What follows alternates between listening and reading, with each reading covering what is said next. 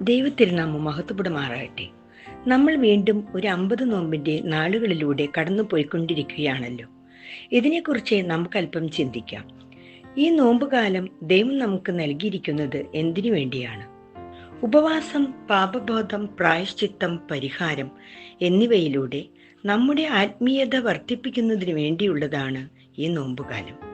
വിശുദ്ധ യാക്കോബ് പറയുന്നു, ഓരോരുത്തൻ പരീക്ഷിക്കപ്പെടുന്നത് സ്വന്തം മോഹത്താൽ ആകർഷിച്ച് വശീകരിക്കപ്പെടുമ്പോഴാണ്. എന്നാൽ വീണ്ടും ജനിക്കുമ്പോൾ നമ്മുടെ കർത്താവ് നേരിട്ടതുപോലെയുള്ള പരീക്ഷകൾ നേരിടുന്ന തലങ്ങളിലേക്ക് നാം ഉയർത്തപ്പെടുകയാണ്. ഗലാത്യർ 4:19 ഇപ്രകാരം പറയുന്നു, നാം വീണ്ടും ജനിക്കുമ്പോൾ ദൈവപുത്രൻ നമ്മിൽ ഉരുവാകും. തെറ്റായ കാര്യങ്ങൾ ചെയ്യാനല്ല സാത്താൻ നമ്മെ പ്രലോഭിപ്പിക്കുന്നത്.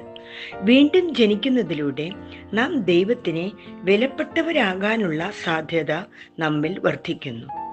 ഇത് നഷ്ടപ്പെടുത്താനാണ് സാത്താൻ നമ്മെ പ്രലോഭിപ്പിക്കുന്നത്. നമ്മുടെ കാഴ്ചപ്പാടുകളെ മാറ്റിമറിക്കുന്ന ഒരു തലത്തിലേക്ക് സാത്താൻ നമ്മളെ എത്തിക്കും. ദൈവാത്മാവിന് മാത്രമേ ഇത് പിശാചിന്റെ പരീക്ഷയെന്ന് കണ്ടുപിടിക്കുവാൻ കഴിയും.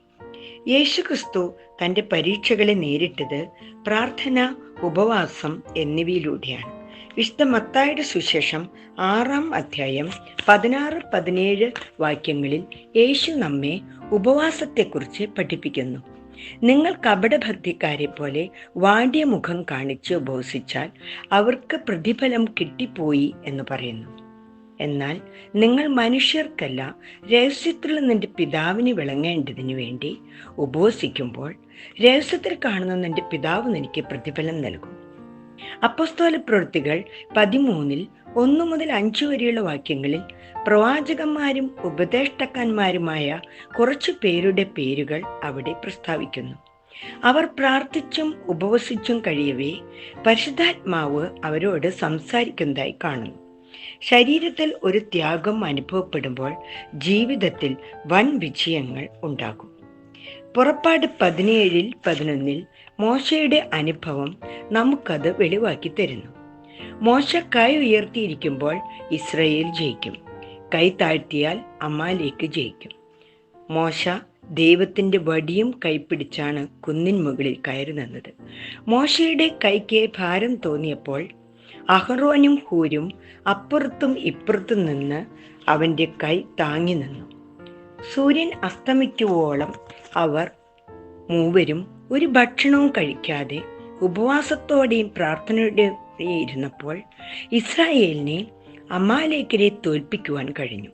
ഇവിടെ വലിയൊരു ത്യാഗമാണ് ഇവർ ചെയ്തത്.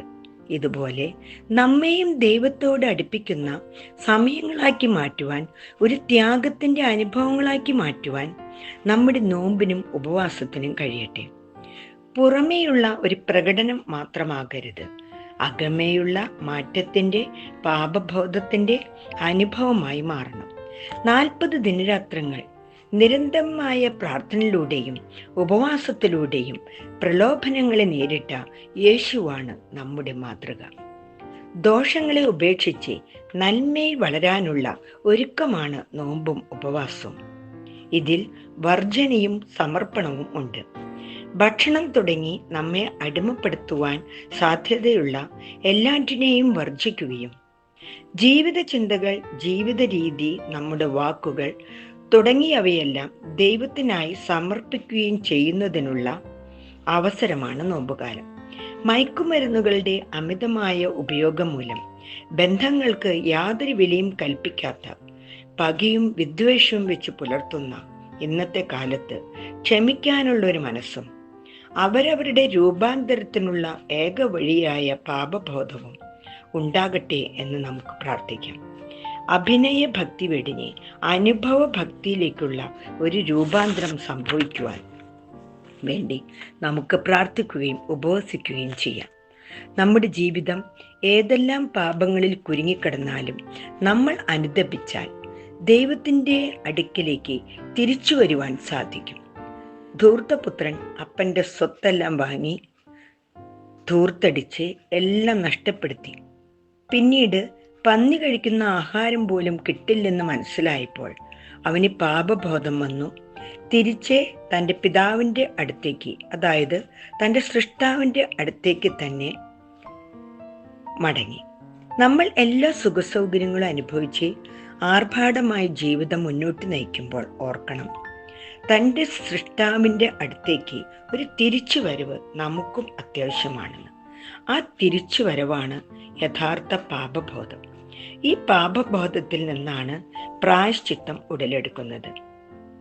ശമരി സ്ത്രീ യേശുവിനെ കണ്ടെത്തിയത് ഉച്ചനേരത്ത് കിണറ്റിൻകരയിൽ വെച്ചാണ്.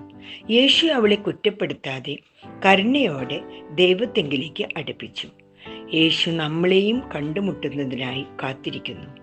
ഈ നോമ്പ് കാലത്ത് ഉപവാസം, പ്രാർത്ഥന എന്നിവയിലൂടെ വീണ്ടും ജനിച്ച് പശ്ചാത്തപിച്ച് തന്നെ സൃഷ്ടിച്ചവങ്കിലേക്ക് മടങ്ങി വരണം. അതാണ് പാപത്തിന് പരിഹാരമായി നമുക്ക് ചെയ്യുവാനുള്ളത്. ഇതിനായി ദൈവം നമ്മെ ഓരോരുത്തരെയും സഹായിക്കട്ടെ എന്ന് പ്രാർത്ഥിച്ചുകൊണ്ടും ഈസ്റ്റർ ആശംസകൾ നേർന്നുകൊണ്ടും നിർത്തട്ടെ. Thank you Jesus.